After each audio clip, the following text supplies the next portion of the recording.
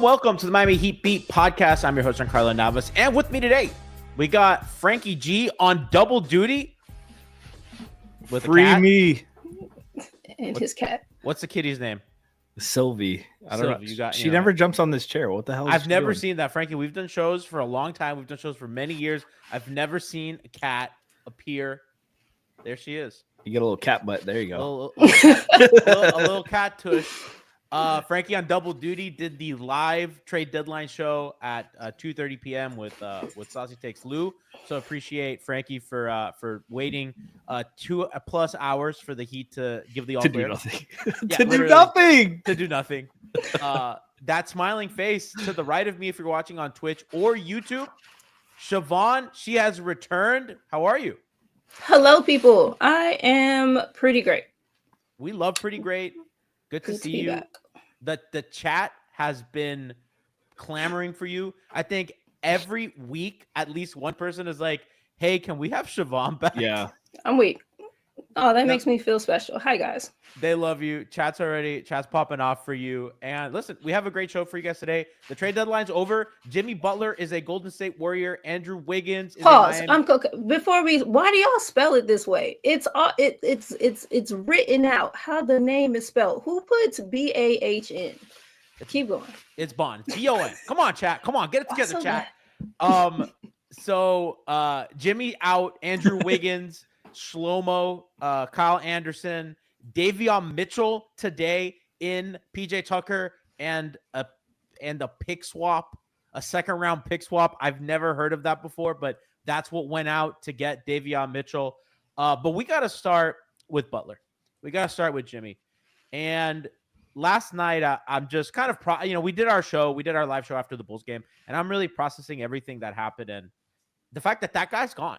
And I thought about kind of what he meant to the Heat, what he means to the city, and what he means like for basketball. And basketball, not just in the city, but in the NBA. And I think we have to like really contextualize what he did. Because he came, Zach Lowe once called them the most hopeless situation in the league. They were middling with long-term contracts and no picks. And they managed to get him in here. And he immediately in year one flipped the story of their franchise and dragged them out of hell. And what we got was 2 finals, 3 conference finals appearances, and a shot that if you pause that moment, we all thought that was going in. And he I hoped it went in. We were all hoping. We were all hoping. Hated it. Same. Bond, to call his tenure legendary, I think sells it short. I think he was the embodiment of the triumph of the human spirit. I think he's why we watch sports. That's the kind of thing that you'll tell your kids about. Like, I watched that guy do impossible things, and I know he never won, and I think we'll remember his Heat tenure the way we remember guys like Barkley and stuff, but he meant so much to regaining what the franchise had lost. Yeah.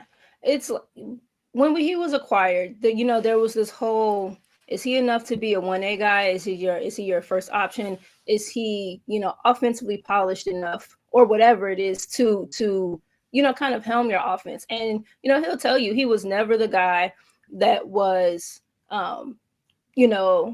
super offensive minded. He was never the most talented guy, never the most just raw athletic. He was never just outright offensive stud, but he worked his ass off. And if that isn't what, this group hardest working, like he was the perfect, Heat guy for all of the knuckleheadedness, for, the kind of the blow up in the huddle, like all of the stuff that,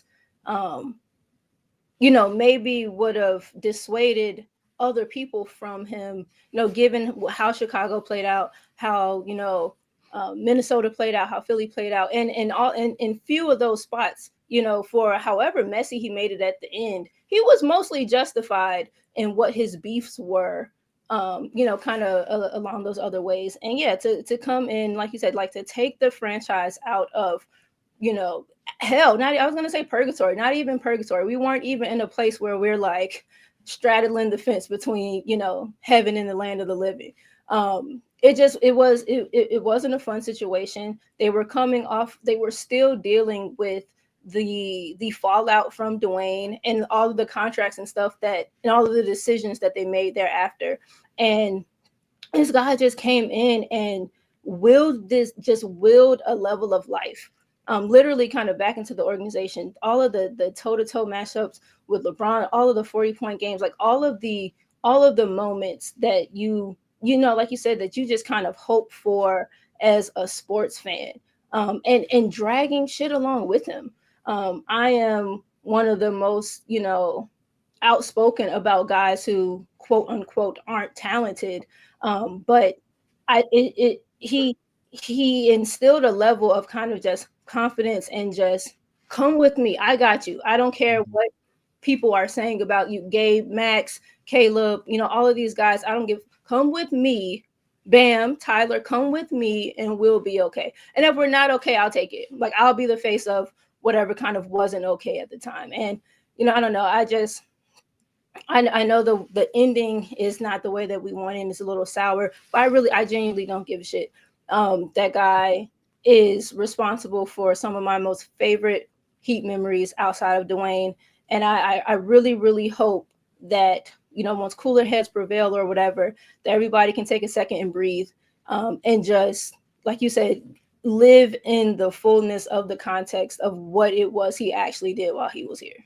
Franky, I will never forget when they beat Milwaukee in Game 5 in Milwaukee. I remember we all got on this post-game show, and I remember, if you know Tiffany, Tiff is not someone to hyperbolize. Tiffany is not a person who is prisoner of the moment. And she was like, I'm shaking. I'm speechless. I don't know how to feel. And it sounds insane to say that about a sports moment, especially one in the first round. We watched something that was supposed to be impossible, Franky. We watched that guy do it again. And it's like, there are so many snapshot moments, whether it's him scoring over the defensive player of the year in the bubble, saying he can't guard me. Yeah. Whether it's there's a litany of moments, but I think for us, and at least for me, that's one of the, like, that series I think is above all. Absolutely. It was just the depths of, like Siobhan was talking about purgatory and the depths of hell. That regular season was the depths of hell. Seventh layer. The most annoying, aggravating, just frustrating beyond measure regular season, like just least compelling season of basketball I've watched in a while. And for a team that was the one seed, the complete opposite the regular season before. 7th layer, 8th seed, big shout out to big 8th seed right here.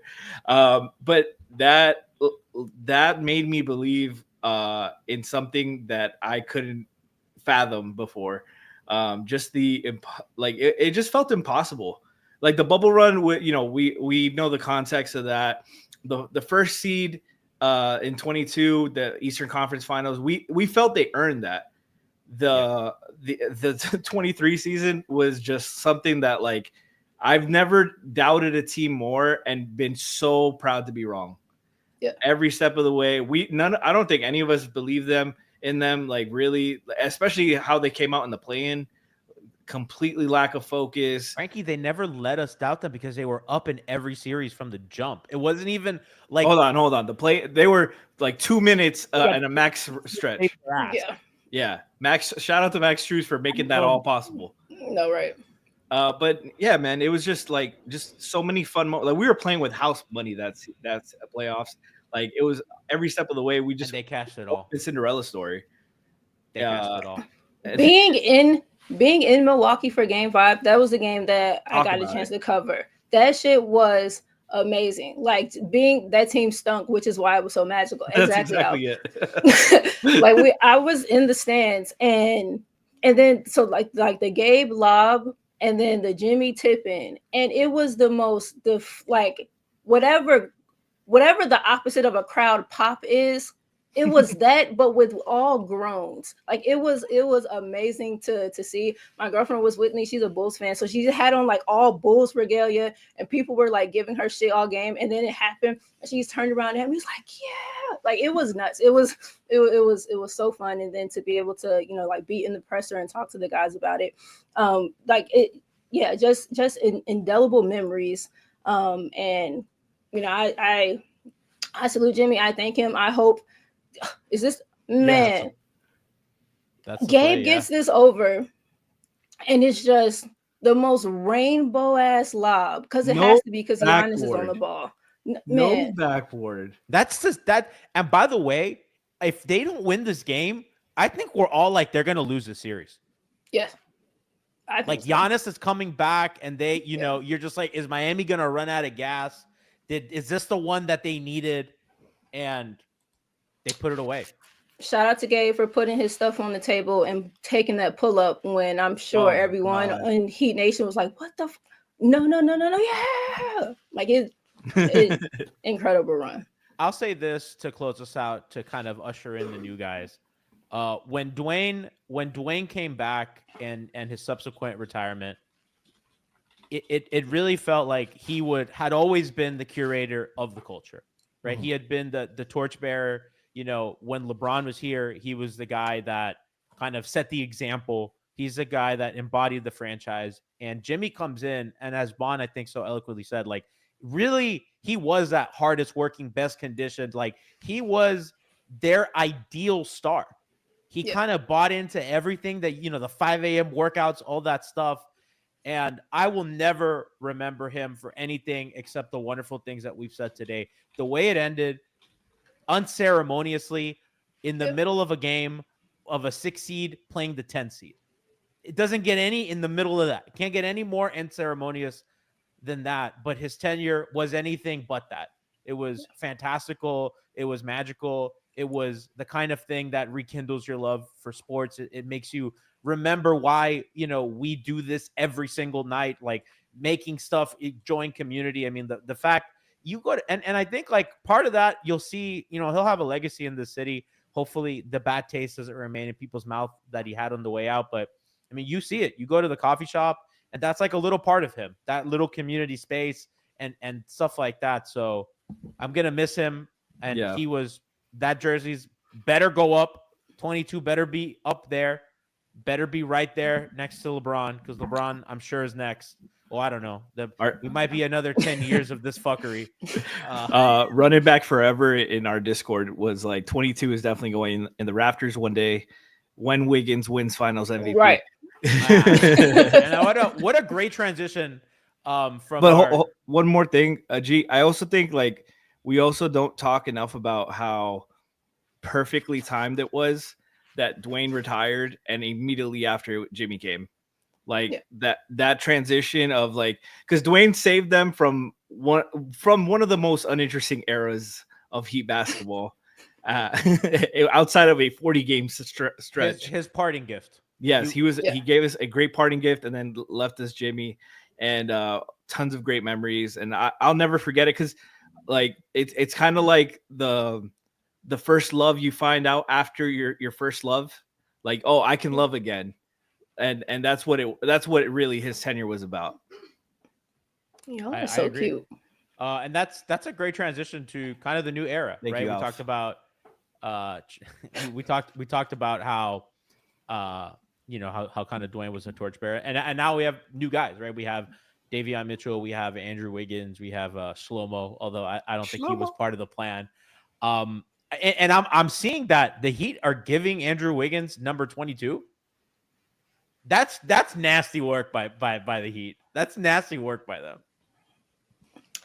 Yeah, I kind of hate it. I don't like that. I don't like it.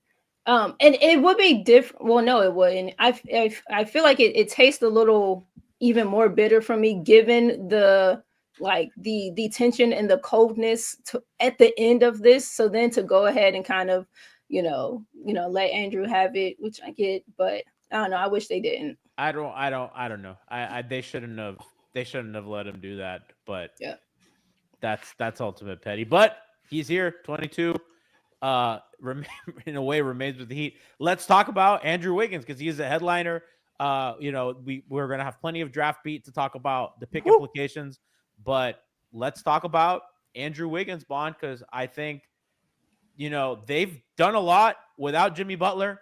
I think they've been a pretty okay team without him. I think that they've kind of survived. I think they've been struggling against better teams, but I think for the most part they beat teams that are kind of at their level or a little worse, sans the Chicago Bulls game. I think Andrew's really going to help their offense, and I think Andrew is kind of a part of this, a part of these lineups that have really gotten bigger lately. And I think that we have talked a lot about how small they've been in the front and the backcourt, Vaughn. And I think that with the three guys up front, with Jovic, with Khalil Ware, with Bam Adebayo, now you add Andrew Wiggins, who can play some 3, who can play some 2, who can even play some 4 if you really, really, really got to downsize in particular series. They have a versatile guy that's long, that's athletic, and I think is one of the pieces that their offense is missing, a guy at the wing who can score. Yeah. I so during all of the trade deadline stuff and all the names are flying, and someone said James Ennis wore Shaq number, but it wasn't like that the very next day. Fair. Yeah, the very next day. Like this super quick turnaround. Yeah, so we're in trade deadline and like all the names are flying and all of the things. And I feel like I constantly find myself as one of the kind of outlier opinions. But one of my biggest things with this group has been keep the integrity of the group together, pick a direction though. And so Jimmy is gone. Like you said, G, the group that has been here is the group that's been here. And, we're all young.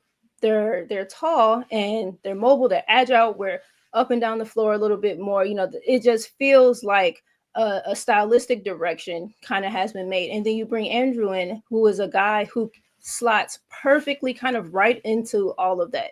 Same type of build,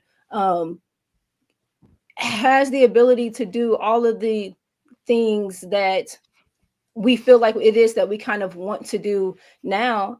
Cutting, slashing, big guard. He'll, can hold himself in the post. Will post up as a big guard. Good cutter. We like good cutters. A good mover. Like I think it is the perfect type of, kind of plug in coming out of the Jimmy. Doesn't have to be on ball. Isn't super ball dominant. Probably is better away from the ball than, definitely don't want, as your primary handler. Can do some secondary handling, some secondary playmaking, attacking from the wing, attacking the closeouts, getting toward the rim off of bent defenses. And it just fits to me. It makes sense. He's 29. And he came in the league when he was super young. And so while 29 is still young-ish, he has miles on him, but his body has held up well. He doesn't have a super rough and tumble type of game that's going to sideline him, for any number of things other than just like your typical wing injuries, maybe like some knee tendonitis or whatever, an ankle kind of here and there. And I don't know, I think it just fits. It makes sense. And I'm happy that the group that is here is able to kind of be here, have the weight off their shoulders and can just play. And I think this is a guy that slides in really, really well with what it is that they want to do. Good defender, good off-ball defender, is an intelligent defender. And of the pieces that came back, I was super happy with it being Wiggins. I kind of wanted Andrew and Kuminga. I know I'm a Kuminga person. A lot of people aren't, but that aside, I'm really happy with Andrew bringing the return. Gee, your guy being like Harrison Barnes. And I just feel that they are just kind of in the same like nesting egg type of build. And it just makes sense. I think he'll be great for Haywood. As I hope Haywood stays around. I think he has things that he can help Haywood with, and I think that he has. There are areas that he can help, like a guy like Nico, but even a guy like Jaime, a big guard who will put himself in the post. You know, I think and the Warriors talk about him as the person, and I want good people, you know, kind of in the group, and from a skill set standpoint and just the human aspect of it, I think Andrew is an incredibly solid, above solid addition to what we look like now and how we project going forward. Franky, I agree with everything Bon said, and I kind of like how you brought back the Harrison Barnes stuff, because I think that this team has just really needed kind of a stabilizing force at the wing that's not Jimmy. They kind of need a little bit of downhill juice with some size, with some athleticism. You know, and by the way, big shout out to Eternal, gave a super chat. Says I need to hear Bon talk about the potential of Tyler, Andrew, Nico, Bam, and Khalil. We're gonna get to that because I think there's gonna be a lot of potential with some of that lineup stuff. So that's on the show sheet. So stick around, Eternal, for that. Appreciate the dono. Love and appreciate the support. We also have to mention Alphonse Sidney. Yeah, he said gave $10 to say I'm trying to silence him, but that's not true. I'm only trying to silence Moose, and I think that's for the better. I just, you know, I'm weak. It just occurred to me, MHB backwards is Black History Month. I just wanted to say that. Like ally. Greatest month of the year. Greatest month of the year. So Franky, the downhill juice I think is really going to be really important. And I think that, you know, when Jimmy played, their offense was actually top 10. And when he stopped playing, it kind of went down to like 15 averages. Still better than it's been in years past. And I actually think that the changes that Spo made have kind of panned out. I know it's a lot of are we shooting well or bust, but I think the kind of the big to big stuff is really good. I think having another ball handler, I think, was missed, because I think a lot falls on Tyler to handle, Duncan to handle, or Rozier to handle. And I think ideally you kind of want that spread. They don't have like a real, like, you know, ball handler, like full-time guy, you know, like they don't have a point guard in reality. They don't have a real point guard. So I think kind of spreading that ball handling responsibility is going to be huge. And obviously that's a guy that's going to be able to rebound and push, which I think is one of the best things you can do for your offense. And he just fits into a lot of key areas that I think that they can really benefit from, that Jimmy was already giving them when he played. Yeah, honestly, like Wiggs is just such a versatile guy. On both ends. He's a guy that you could do. He doesn't really specialize in anything. Like he just does a lot of different things, pretty solid or above average. And that's what you like about him, because he don't really have a guy that, especially at the wing, with his size, with his versatility, that can guard 1 through 4 depending on the matchups, and and you're not giving up rebounding. Like that's one of the things that Spo going small has been an issue. Has been, you know, without a PJ Tucker or a Jay Crowder, they've had issues rebounding when they go small. And he's, you know, you guys talked about Harry B. He's like the Harry B that stepped up, because we saw Harry B disappearing act in the 2016 finals, but Wiggins was the second best player on the championship team. And I don't think any of us, like at that point in his career, I don't think that was the expectations for most people. And he desperately needed and did so. And it was just awesome. That whole playoff run was sensational. We had like one of the greatest, like statistically offensive rebounding performances of all time in that playoffs. Like he's just awesome. And like seeing all the videos the Warriors have been and the Warriors fans have been doing about how much they love and appreciate that guy. They held a locker room. They had to bring everybody back into the locker room pregame to talk about the trade. And like I saw something like Steve Kerr was like in tears, because he just loves that guy so much. Yeah. And Wiggins just had shout out to him, just had a baby boy like a week ago. So he's got something to prove. He's another new situation. He's trying to keep improving. And he's a guy that I think Spo's just going to adore, because he's one of a professional. He's going to do whatever you ask of him.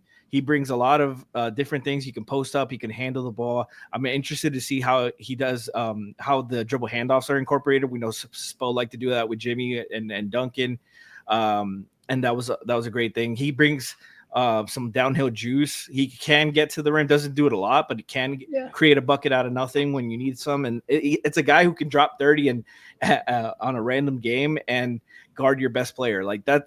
They don't have that anymore without Jimmy. So, for a guy, for a situation that ended as bad as it did, to still come out with a very positive player and useful player who's on a team friendly deal. So if you go star hunting and you need to move him, like, that's an appealing contract. I'm very satisfied with having Wiggins here. I'm very happy. Bobby McClendon in chat says, I see men as trees jumping and running out of the gym. Thank you for the super chat. Are you okay? Fuck you good. Bob, one of the things with Wig, before we kind of get into his defense, is I think obviously, like, I don't think Andrew Wiggins is as good a player as Jimmy Butler is. Flat out, I think obviously, like, you lose a guy that is the ultimate playoff riser and all that. But what I do think you get is a guy that's gonna be more available for 82. That's going to be more. He's 29. He's a lot younger. He can give you kind of, Jimmy kind of picked his spots throughout the regular season.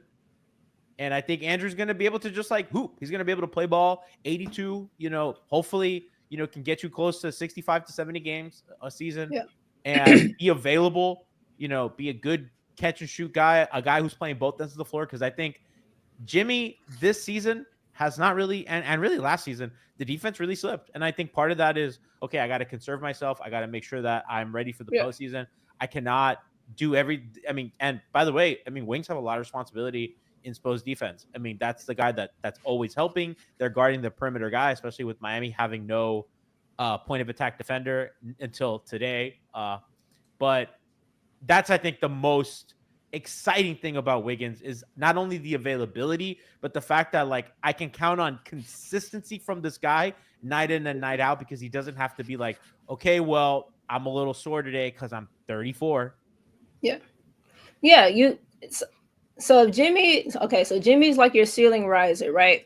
But it's like the stairs are still there kind of in that building, but to access the stairs, it's like you have to walk the border and there's just like holes in the middle of the floor. Like, you can still get to the stairs, you can still access the roof, but you have to kind of go through a lot to get there, or it's not as smooth, it's not as easy to kind of get there as you would like. And then Andrew comes in and he just helps stabilize your floor. He just reinforces your floor. You patch it up some holes. So now you're not having to maneuver and meander around like all of these little different things. You can just kind of just go. You can conserve some energy.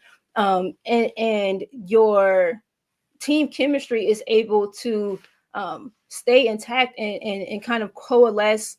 Guys know now there's clarity. There's no, is Jimmy in, is Jimmy out? Tyler, am I more on ball? Am I off ball? There's just a continuity now. And for as much as all of the statistical and the skill set things matter, that stuff matters too. And it kind of just puts a balm over this just like irritating rash. And I agree. Like, I'm really excited to kind of just have him in the fold. But just the prospect of him being available and someone that we can, depend on, and that the people next to him know what they're going to get out of them. He knows, or will know eventually, what it is that he can expect from them. It makes Spo's job easier. It just smooths over, a little bit of the roughness away from the actual schematic things that he can do for you. And listen, really good catch and shoot shooter. We talked about that yesterday. Really elite in that sense. An okay mid-range shooter, shooting about 40%. That's a little bit below average. It's not like Miami's taking a ton of that in their offense. And he's a poor finisher, which is not something that you kind of need more of this season. I think a lot of this team, the perimeter guys have struggled finishing. I think even Bam, that has kind of corrected itself since playing the Twin Towers. But this is a team that struggles finishing at the rim, and unfortunately, I mean, he's shooting 57% from the rim this year, and then 59% last year, which is not very good either. But prior to that, he was elite. So, are those off of like driving attempts? I don't know if you are able to kind of filter it out. Just within 5 feet of the rim. I think things like off of like driving attempts and finishing, I think is one thing. But as a cutter, and as kind of like just a slasher in that, I feel like there is, he's a better finisher as a slasher and kind of as a cutter versus as a handler. So the other thing I worry about with him is as a screener. And I think Jimmy, one of the most important things that Miami used Jimmy in the offense was as a screener, whether it be off ball for either Duncan Robinson to fly off of or Tyler Hero, or using him in horns, whether using him in inverted pick and roll, or even now, I mean, we didn't really get to see a lot of it. I mean, Jovic, Jimmy pick and roll with Jovic as a ball handler. Like there was a lot of things that we missed out on. One of the other things that they really like using Jimmy as a screener for is to get a switch and him to force a switch and then flip the ball back to him. So the guard triggers a pick and roll. He gets a switch. They flip the ball to Jimmy, and now he's operating on the wing against a small that from whatever, either Tyler or Kyle's man when Kyle was here, or Rozier or whoever. So I don't really see Wiggins as a guy that's going to be able to be as effective as a screener. I think Jimmy rolled really well into space. Jimmy's a great playmaker, and I think that's one of the areas where I think you suffer the most is Jimmy as a playmaker versus Andrew. I think Andrew provides a lot of other things, but Jimmy's passing out of the short roll. Jimmy's passing off the drive, in pick and roll, all that stuff. But in particular, as a roller, making those reads, making those decisions, especially, if he's rolling into space on the short roll, guy on the weak side comes in. That's Duncan Robinson, who's been really good at making that cut. Before it was Max Strus, other times Gabe Vincent, Kyle Lowry, whoever. Miami's offense really rewards cutters, and Andrew could be the guy cutting now, but they don't have a wing to kind of be that roll man to really force the issue on those kind of inverted pick and roll sets. So that's one area where I think they're going to miss him a little bit. But again, we talked about kind of all the other things that they gain. I want to talk about his defense because, we have a lot of show to get to today. Franky, let's defensively. I think he's going to be guarding a lot of wings, and they don't have a lot of guys to guard wings right now. I think it's him and it's Haywood Highsmith and sometimes Niko Jovic, but for the most part, that's what you got. And Bam, obviously, who guards 1 through 5. Let's talk a little bit about that. I think that another wing defender is good. Another wing defender who's going to be active. I think wings are really important. Not that chat's going to make fun of me, but the help at the nail in a SPO defense is huge. And that has to come with size. It really is. They make fun of me, but like that guy has to come hard. Pause. That guy has to help really effectively. Timing, anticipatory, like it matters. That's a lot of and that's not as much as what the Warriors do. Yeah. So it's going to be kind of a new thing for him.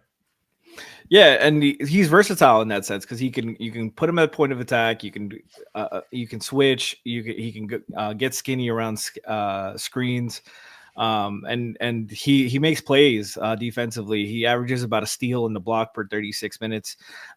He's in cleaning the glass. Has him 81st percentile for forwards and block percentage, 88th percentile in foul percentage. So guy who doesn't foul a lot, and he defends really well without fouling. I was watching some tape of him just staying in a stance, and that could Bond talked about a lot about that consistency, like defensively on the perimeter. After Drew got down, it's really been Highsmith, and that's something like we talk about every night. Why can't the Heat maintain these fourth quarter leads? A big part of it is because they don't defend. And Spo is having to pick between an offensive guy or a defensive guy. And now he doesn't have to pick with Wiggins. He can play on both ends. And that's what I'm really excited about. Just a guy who can make some plays, runs in transition, and can be unselfish, gives it up when he doesn't have it, gives it up to get it back. Really good shooter from the corners. So I'm just super stoked about him defensively, and it brings like Highsmith. I think Highsmith, especially this season where he's gotten really skinny. He he looks more like a small wing. Wiggins is a guy, even though he is skinny, he's strong, really good base. And he can guard up, and that's something that they've been missing for a couple seasons now. You're muted. Is that what's happening? Yeah, that is. Chat's killing me for my use of the nail and trying to explain basketball. Somebody else said I'm everything from Levitard to Stugotz with my cliches, and quote, "This guy comes hard." Eternal super chatted said Davion, Andrew, Nico, Bam, Khalil lineup is lock. I agree, and not to get too much into. They have an all defensive lineup they can go to now. That they're never going to go to. It's that they're not ever going to. You need to stop Tyler Heroes in the game and Duncan Robinson and Terry Rozier for some reason. They don't have to do that though. So now we can blame Spo. You know what's funny is that Spo used to do that. Spo used to be like, I'm going to close this quarter. He did that in 2020. That's what he did that. It was later. Even the LeBron years, like they'd be getting the three guys rest. If there was a lot of times where Goran Dragic was in the close fucking games.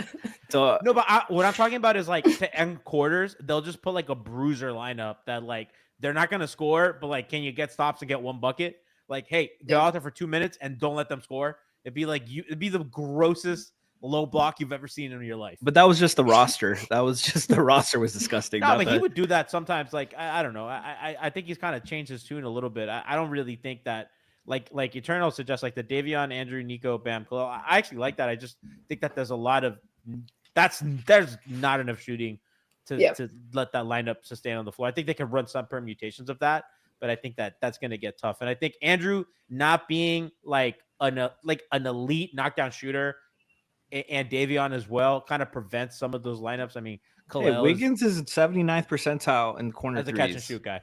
Yeah, but he's gonna have to in that lineup. He's gonna be the one handling and triggering offense. He's not gonna be. I mean, you can have Nico do some of it, but I think Andrew's gonna be the real guy who's gonna.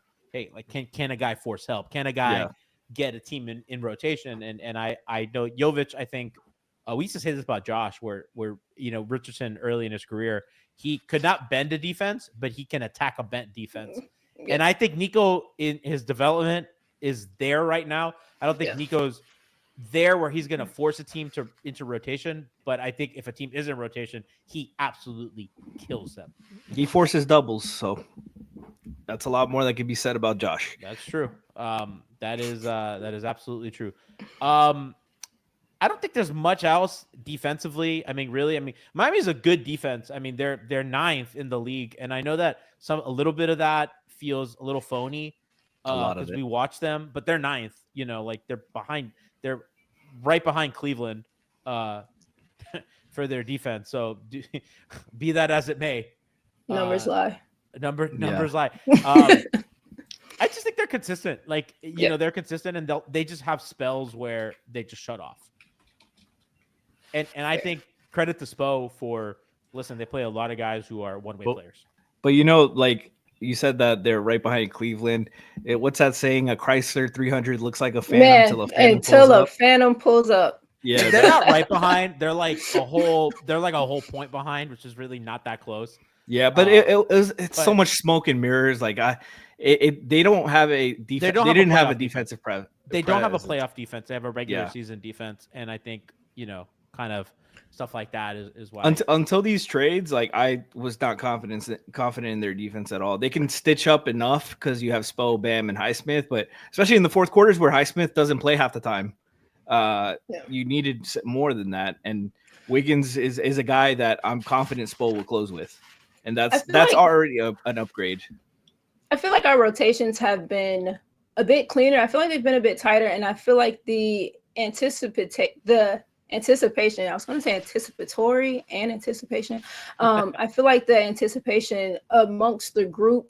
I don't know. I feel like we're flying a bit better. We're covering for one another a bit better. But the fact that there is still so much cover that is needed is a lot of the problem. Like once the outer shell gets cracked, we can kind of like gum it up a little bit on the middle. But in that is a bunch of kind of this. And then at some point, there's a relief, there's an outlet, there's a corner kick or something. And I do hope that, we are able to firm up even just a little bit kind of at the top of the horn. And like you said, Andrew is a guy that will help some with that. He can switch. Like you said, Franky skinny up, get around, he navigates decently. So I think that Andrew helps kind of at the top of the arc, but then also in the where we kind of need to jam up in like the middle third too. Hey, Bond.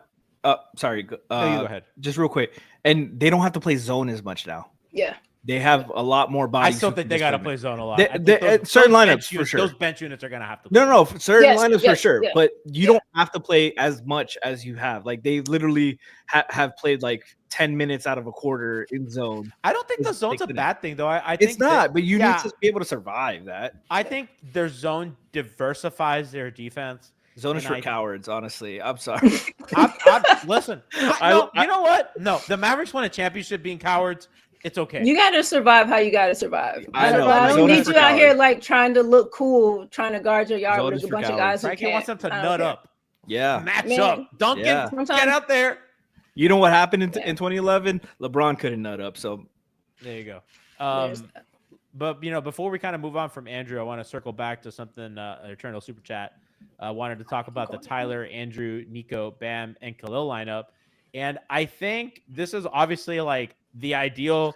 Like these are your five-ish best players, right? I think you could like is Duncan in that conversation? It's like your 5 or 6 best players.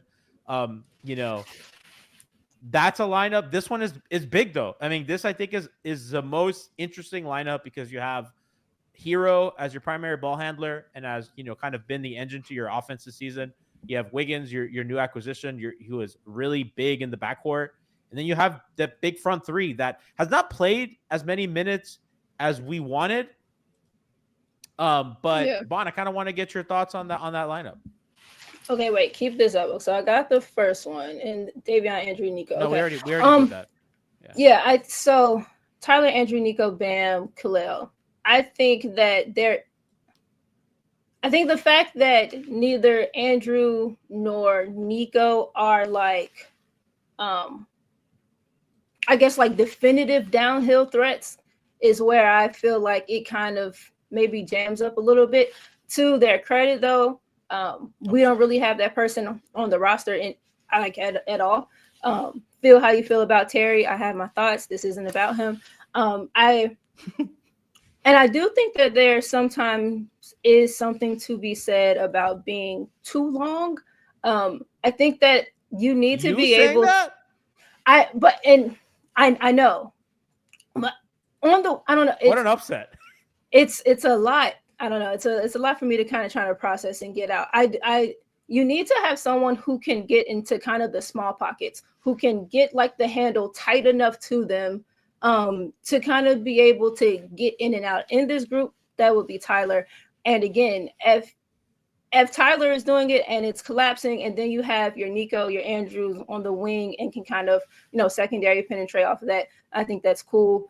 I'd be interested in, again, Tyler's your primary ball handler here. What does the 2 and 3 look like from a ball handling standpoint? How much is Tyler able to be off ball, kind of with Nico helming it? I think that there is a lot of potential there. I do though think that it's still skinny. Like it's not a frail group. It's not a weak group, but there's just not kind of like a girthiness to it. But again, we don't have like a lot of girth on the roster. When PJ was lanky. They're lanky, right? Yeah. They're lanky. When PJ was here for like 0.6 of a second, I was like, oh, PJ, old guy, probably isn't going to see much time, but there is some, kind of some width about him there, and that's just present on the bench. There is, there's no thrust.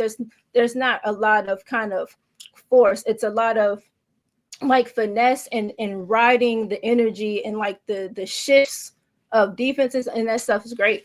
I don't know. I think it has its potential. Christian was in the Heat B chat and was like, this shit'll never work. You can't have, he doesn't think that Spo will play Nico kind of with those. Oh, I'm lying. I'm sorry. That was when we were hypothesizing about the idea of KD. disregard my whole little Christian section there. But Bond, to piggyback off that, I mean, that 3-man unit of Nico, Ware, and Bam have only played 31 minutes together. Right. And by the way, the addition of the other two, the offense is really bad in those minutes. For what it's in that tiny sample size. That's 27% 3-point shooting. That should pick up. Yeah. Correct. Yeah. And they're shooting 62% from 2. That's really good.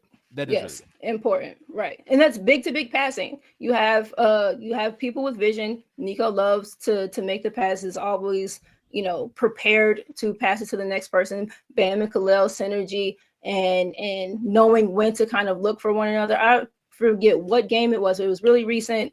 Khalil caught some shit on the short roll, hit Bam for the lob. Things like that are exciting. Yeah. So again, not a lot of. That was like one of the first plays of the game. Yeah. Yeah. Not a lot of time together, but I think it's interesting for sure. And Bam threw one back to him too. That's the exciting parts. And Nico's has great chemistry with both of them. So that's what's exciting too. Excited to see him with Andrew. Let's move on to Davion Mitchell because he's the other kind of guy that got signed today that I think excited people. I think people really wanted to keep Dennis Schroeder when it was announced that he was on the way here before he got rerouted, because people are like, okay, finally a real point guard or a backup guard or whatever. Like they needed some guard help. I think that was kind of like the very immediate need after kind of filling the hole at wing that Jimmy left. And Davion's not bad. I am curious as how much he's actually going to play because for whatever reason, they're committed to Rozier. And I have my thoughts on that. But the reality is that Rozier is going to play a chunk of minutes for this team every night as long as he's healthy. And that is what they're going to do. So I don't know where Davion's going to fit, but I think it's important that we talk about it. And I think that's probably the best point of attack defender they've had in a bit. Really great screen navigator. And I think more than anything, that's what the guards on this team have been bad at. I mean, Gabe was really good at it, and they haven't really had a guy like that. Since really, I think Oladipo is another guy who is really good at it. But good shout. This is a guy that is going to help. I mean, guards have killed them. Fast guards have killed them. That's always kind of been their Achilles, is like these really fast point guards. I don't think Davion's going to be able to guard guys like Drew Holiday or whatever, but certainly like the De'Aaron Foxes of the world and those guys, he'll be able to kind of stay in front of, and all these kind of speedier guards. Franky, I like him. I think he's going to play a role on this team. The question is, how big of a role is he going to play on this team? Yeah, I'm glad you mentioned the Dennis Schroeder aspect of it, because I was one of those who really wanted Dennis as a guy, especially if you're trying to compete and be serious. He's a guy who can contribute. He can play on and off the ball on both ends too. But Davion excites me more for the future. He's got one year left. This is his last year. He's a restricted free agent. You can get him back on a team-friendly deal after this tryout, of course. But like what you said, this guy was a top 10 pick. But he plays defensively like he was undrafted. Like he was a fucking dog there. He gets skinny, makes plays, pesky, poking at the ball like consistently on drives, on spins, on turnarounds. That's what I love, man. Just a guy who's trying to make his money on that end. Offensively, it isn't great, but there's potential there. And hopefully, he's only 26. He's younger than Drew. But he's got some athletic juice to him too, and he's not a he's not a skinny no, he's 200 pounds. He's 200 pounds, and he can guard some bigger wings. Like I was watching tape against him versus the Celtics, and he was giving Jaylen Brown fits on switches. He's a good help defender. Like if you're not paying attention to the help, he'll poke the ball free, and he's the nail guy. Exactly. And you can use him in certain stretches. He's a guy who picks up full court. How much Spo loves to press. And like this is more of a I feel like overall this is way more of a Spo team of what Spo wants to do stylistically than it was before. I agree. And to your point about kind of like his size and as a helper, I think Eric Spoelstra teams also really like guards as the low man. Yeah, like when guards can rotate, man. Can you take that charge? Can you do that help? Because he can strip it. He can. No, and like I think that Gabe and Kyle were really good at that, and they kind of have lost that dimension because now the guards that come help are just not, the resistance is not there. You want a guy that's strong, that's going to be felt. Charges, so, man. huh? No, nobody takes charges anymore. It's like it's just Duncan. It's really. I'm gonna look it up real quick while you guys are talking, but yeah, go ahead. Yeah, so I mean, a guy that can Duncan has set. Drew is still second on the team in charges. Goat. No, at this point of the season, nobody has 10 charges. Bringing the culture back. How many does Davion have? I don't know if you can check that. I'll check that for the Raptors, but. Yeah, I mean, last line of defense, that guy rotates over, especially sometimes when they play the guards on the back of the zone. Important. Davion has 7. He would be tied with Duncan for the team lead. There you go. Culture, baby. Culture. And I think he'll get more chances because, again, he'll be kind of at that low man on the weak side, making that rotation, can move, can guard point of attack. Bun, and we talked about kind of the help. Where are you helping at the nail? Are you being felt? Are you stunting on the drive? Like, they need to provide that resistance. And now they have a big guy back there at all times, right? You have either Bam being on ball or helping, or, Khalil back affecting the shot. And then they have guys to rebound, which I think is just huge. Yeah. I was watching some stuff earlier, and it may be just what Toronto's defensive philosophy was. And with that said, there were like pieces of things that not stressed me out, or like, I wonder with his tools and kind of all that he is able to do, I'm sure that a guy like Spo is going to have a field day with how he wants to toggle him and go about using him defensively. Franky, like you said, he's short or whatever, but through his shoulders, he's massive. Like, he has a great and physical, a strong upper body, but is also adept at dipping the shoulder to miss the screen. And like, he in his ISO defense stuff, he's super handsy. If he played back in like the hand check era, I don't know what his numbers would be. But like in today's kind of softened defensive landscape, he's a guy who will get up in you with the hands, plays with the shoulders, likes to grapple, and gets away with a decent deal of grappling because he times it well. And like you said, just since Gabe, they haven't had kind of a barrel-chested guy who will, put himself in there and kind of sell out in that area, and to the point of being unsure of how many minutes he actually sees. That is to be determined, but I don't think that they make the move for him without at least, planning to give him a solid run through and, kind of just seeing what they have there.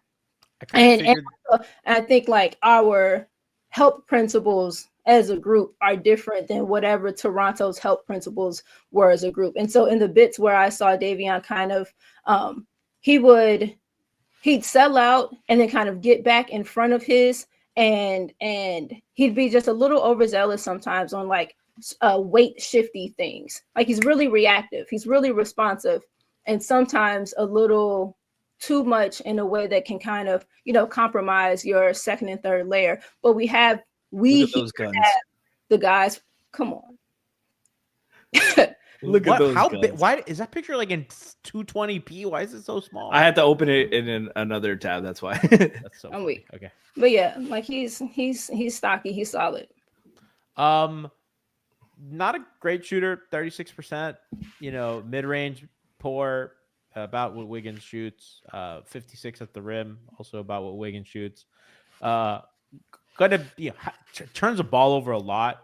He's in the second percentile in turnover percentage, which is horrible. Does not inspire the confidence. And I think above all, I think I'm excited for what he can do defensively. I don't know how big of a role he's going to have. He plays about 25 minutes a game in Toronto. I don't think he'll get near that at all in Miami. I think it'll be closer to 10 to 15. Kind of given his limitations on offense. And I just do think that this team needs to find some offensive juice more than anything, unless he can get that 3-point percentage up and stand in a corner. I think it's going to be tough and kind of difficult for him. And I think above all, guys, and not to like party poop, but at the end of the day, this was a financial decision. They said the pick swap a second round pick swap. Again, I cannot get over what happened to the game I love that we're sending out second round pick swap. I hate the concept of a pick swap in general. I actually think they should outlaw it. I just fucking hate the idea of a pick swap. I think it's so fucking stupid. I hate it. It was the picks they sent out was the pick swap was the Thomas Bryant pick swap they got from Indiana. And the second they used was the Lakers the second. Max Strus sign and yeah, trade. from the Max Strus sign and trade. Yeah. So whatever. It is what it is. But at the end of the day, this was a financial decision. I imagine if they were able to send Slow-Mo to the Raptors like originally intended before that deal fell apart, I imagine there's a world where they don't get Davion Mitchell. I also think that they're going to want to clear a roster spot because they want they're at 15 right now, and I think they're going to want to be players in the buyout market. So that's going to get uncomfortable because it's probably going to be I don't know who they're gonna. I don't know. I mean, it's probably gonna be Josh Christopher. No, he's on the two-way. It's probably gonna have to be Kashad if they want to kind of open that roster spot. Or you do Burks, Kashad, and then Brian going to in our chat talking about potentially doing like a buyout for Slow-Mo. He's trying to see what they can do with that. Yeah, could be as well. I mean, although Ethan reported today that the Heat like Slow-Mo and some people in the organization are excited. That's totally fucking spin. They tried to get rid of him the second he got here. No. I'm not buying it, Skolnick. Hold on. Buying it, Ethan. Hold on. Because to defend them, I keep the front office accountable. Trabi Baby has told me privately for years that they've liked Slow-Mo. Yeah. So this isn't something new. This isn't spin. Okay. I promise. I promise. Ethan. Okay. It's fine. It's fine. Like obviously the preference it was to dump him, but I think it's not like we don't want this guy either. Yeah. He's another interesting guy, and we'll close the show with him. But yeah, I mean that's kind of what I have on. That's kind of I think what we have on Davion Mitchell, and I think that he's 26, fourth year in the league. And his nickname is Off Night. Yeah, I love that. I love that. Cool. That's pretty big. That is really cool. It's also what he has on offense most of the time, but he also brings it the other way. Listen, you can't have everything both ways all the time. Exactly. And like for the catch and shoot stuff, 4 years, I like that is fine. We can work on catch and shoot. Maybe I feel like Jaime is the only person I've ever seen that like I'm like, why isn't it clicking here? But catch and shoot stuff, if we are able to get the ball in the paint, if we're able to create catch and shoot opportunities, which we do fairly well, I think that those things are, that shit we can work on. I can live with that. I can work with that. Personally. Kyle Anderson, good finisher, at least, right? Not a good shooter, not good from mid-range. Finishing at the rim is really, really good. He's at 68%. Positive defender, positive in EPM for the Warriors this year. He's played 36 games. He's a guy that, he's 6'9", 6'9" guys are good. I didn't know he was that tall. Yeah. I don't know what I thought he was, but that didn't occur to me. Yeah, no, he's sneaky big, Shlomo. 7'3" wingspan, as chat says. I don't even know if that's true. I'm just taking y'all's word for it. Maybe not. Who knows? He does look like a guard. Chat says, you know what it is? He has a guard's head. He has a guard. He has a head of a guard. He has the biggest head in the world. And you said it, not me. Oh my god, I love Kyle though. He's such a good passer. I'm looking at maybe it's a long. Okay, it's like a long. It's head. a long head. It's a long. It's a round head. His head's shaped like a grapefruit. He has guard vibes. These shoulders are great.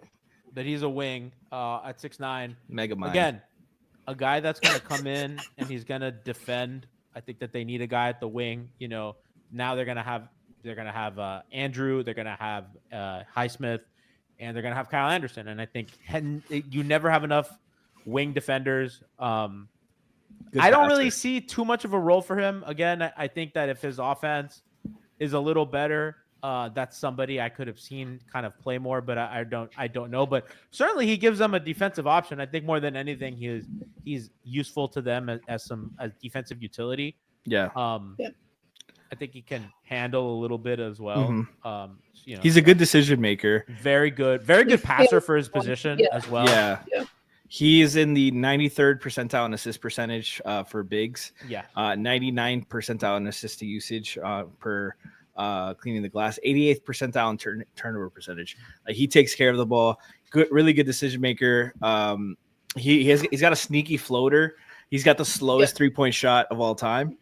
And he's got the biggest head of all time. Look at that. Leave my man alone. Leave my man alone. So but he's fun. Like, there's much worse options for the bottom of the roster than Kyle Anderson. Like, he's an NBA player.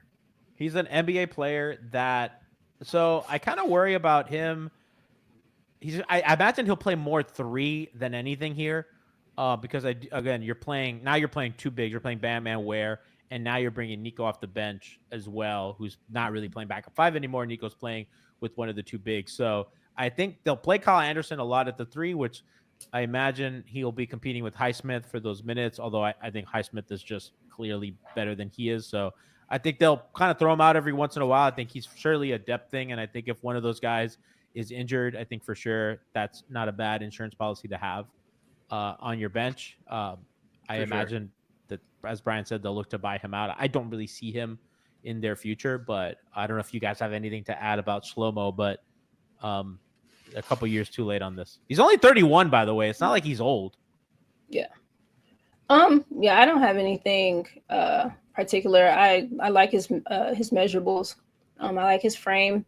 He is someone, like I said, you saying that he's a good decision maker, and that the numbers kind of back up his, I guess, care with the ball. He's always kind of just felt that way to me in just whatever limited time or in the limited minutes that I have, kind of paid attention to him in Memphis. He has just felt like a steady presence, and love him. We know that like those types of guys are people that Spo values. Yeah. And so whether we keep him or not, and I hope that we do, or not even hope that we do, but just in the event that we do, if he does. Yeah, like you said, in the event that we do, that there are worse options that you could have at the end of the roster. Yeah, very, very, very, very small sample size. He doesn't shoot many threes at all. But he's shooting 36.5% from 3. He's shooting 41% on non-corner 3. So wings, top of the key, 38% from the corners. So take that for what it's worth. I think that the corners are occupied by other guys on this team. Yeah. So, it's kind of like, he has to they can't move for him. He has to find his own space, which is kind of where I worry about him. And yeah, guys, I mean, that's it. I mean, the Heat didn't do anything else. I think, there were hopes that they could get in other conversations or maybe swap Rozier for somebody, but this is who they have. What were they trying to do at the last minute? That's what I really want to know. They were for sure trying to find Kyle Anderson a home, I imagine. I mean, his contract runs for a few years longer than I think they want. And if Brian's talking about a potential buyout for him, I just think because Bon, I really do think they want a roster spot. I think they want an extra roster spot for whoever. There's a lot of buyout guys that are going to be available. And I got to be honest, more than any other team, I think the Heat have done really good in the buyout market in their history. I mean, there's Birdman, there's Kevin Love, there's Joe Johnson. There's a list of guys who have helped them extend their season from the buyout. And this is was Crowder a buyout guy? Crowder was a trade. They traded Winslow and guys for Iguodala and Crowder mid-season. Yeah. But this is a nice place. No state tax matters because you get a little extra bucks on your minimum deal or whatever, or your biannual exception, and it's a nice place to live for whatever February through whenever the season ends for your team. So not the worst place to be. So they kind of have success there. I want to close the way we started, and the way really I think is fitting the way that Miami Heat beat streaming started. We started streaming in 2020 with the bubble run and Jimmy Butler. Shout out to Brian M, who really convinced me to do this. But I think to end the Jimmy era, Jimmy had a video today. Franky, you tell me, reflecting on his time in Miami and how things ended. How are you? We haven't heard from you since obviously the last game in Miami. How do you reflect now that this is all over? How do you reflect on your time with the Heat? Just you went to 2 different finals, the whole conference finals, but then also obviously the way things ended. I'm straight. I don't got too many bad things to say about them. I don't. They gave me opportunity. I felt like I did my job to the highest level. I have so much respect for that organization, for the people that's running that organization, and for my former teammates. And I'm always wish them the best. When March comes around, we need that like we need everything else. Before y'all even ask, we take dubs they can get around here. But I got a lot of love for a lot of people over there in that organization, and I just want them to know that I'm very grateful for the relationships that I have built and that I'll keep for a lifetime. So what was it that made you want to leave then? That's a good question, actually. That is a good question. I don't know. Maybe just a lot of talking back and forth, and sooner or later, talking's gotta stop. Jimmy, have you heard much about? That was a crazy answer. It's interesting. Talking back and forth between who? About what? It's a big middle finger to Riley and You know Andy. who. No, we know who. The real question is it Riley or Andy? Probably Riley. Yeah. Probably Nick too. Probably Nick. Probably all of them. Probably Nikki too. No, not. I hope it's not supposed to go. Franky, we have one more video to kind of end us off on. This is Jimmy's message to Golden State. Yo, Dub Nation, Jimmy Butler here. Just touched down, do this physical. Super excited, ready to win, ready to work, ready to put on a show for y'all. Let's get it. Championship coming soon. I miss him. Can we? Yeah. Do you think I root for that guy. Do you think the Warriors would take Wiggins and a pick for him?